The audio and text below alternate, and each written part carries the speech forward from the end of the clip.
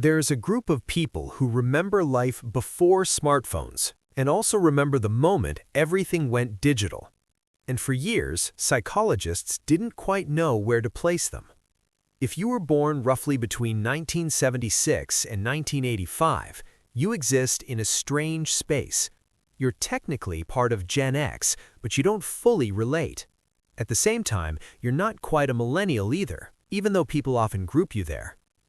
Researchers eventually gave this group a name, Xennials. Some even describe it as a microgeneration because that small window of time created a very unique experience. And what happened during that period shaped something psychologically fascinating. So today, we're breaking down what makes this generation different. From the beginning, your childhood existed in a fully analog world. Boredom wasn't something you escaped, it was something you sat with. You memorized phone numbers. If you missed your favorite TV show, there was no replay. It was just gone. But then, everything changed. Right as you were stepping into adulthood, the world didn't slowly shift. It transformed almost overnight into something completely digital. And that timing mattered.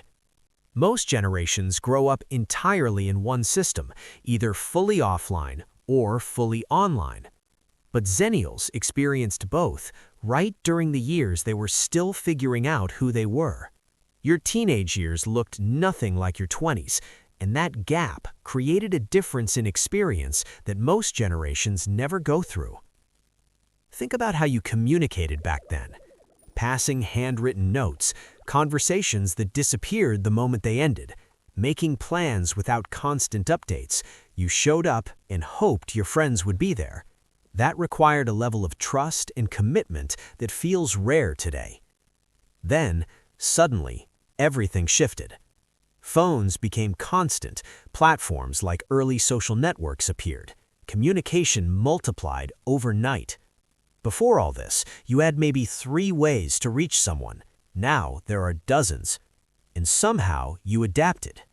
During your most formative years, your brain was still developing, especially the part responsible for adapting to change and learning new skills. Research shows that this area continues developing well into your 20s, which means you experienced a complete technological shift while your brain was still highly flexible.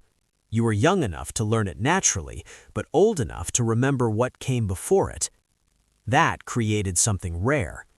Older generations can sometimes feel disconnected from new technology. Younger ones don't know life without it. But Xennials understand both.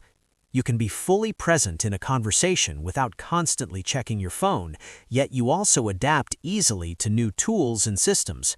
You remember what it felt like to be unreachable, truly offline for hours. But you're not intimidated by technology either. And this dual experience shapes you in ways you might not even notice. For example, your relationship with privacy. You grew up in a time where your mistakes weren't permanently recorded.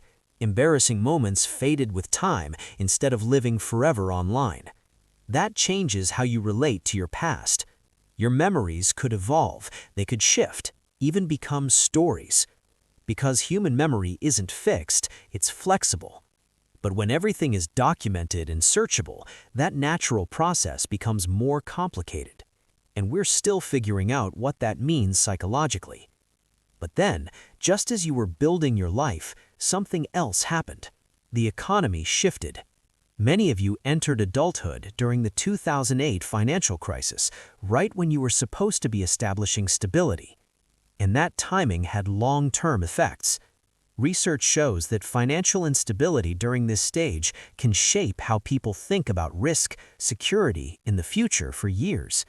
Even after things improve, that uncertainty doesn't fully disappear. So now, you have a generation that learned to adapt to massive technological change while also experiencing financial instability at a critical moment. You became flexible because you had to, but at the same time, there's often an underlying question in the background.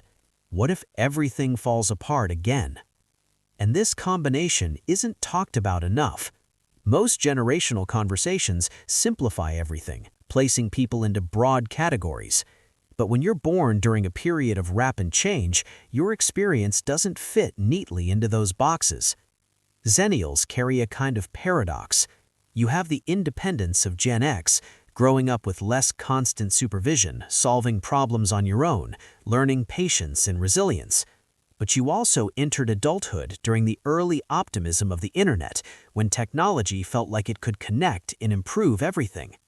Which puts you in a unique position. Independent but adaptable, skeptical but still open, analog yet digital. And what defines you most might be this ability to hold contradictions without feeling lost. You remember what life was like before everything changed and what it became after, which means you can see both the gains and the losses.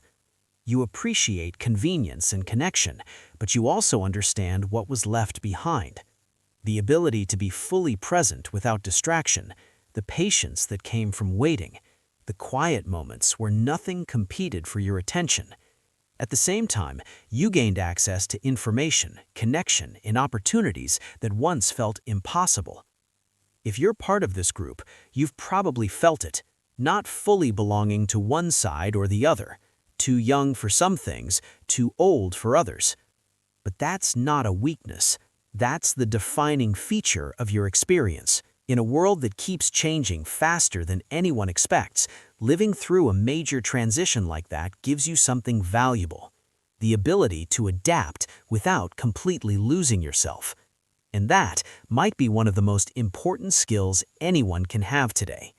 Not because this generation is better, but because it experienced something very specific at the right moment in history.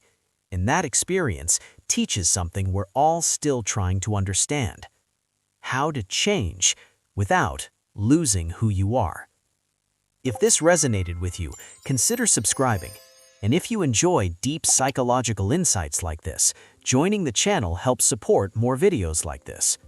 I've got more videos coming that I think you'll connect with. I'll see you in the next one.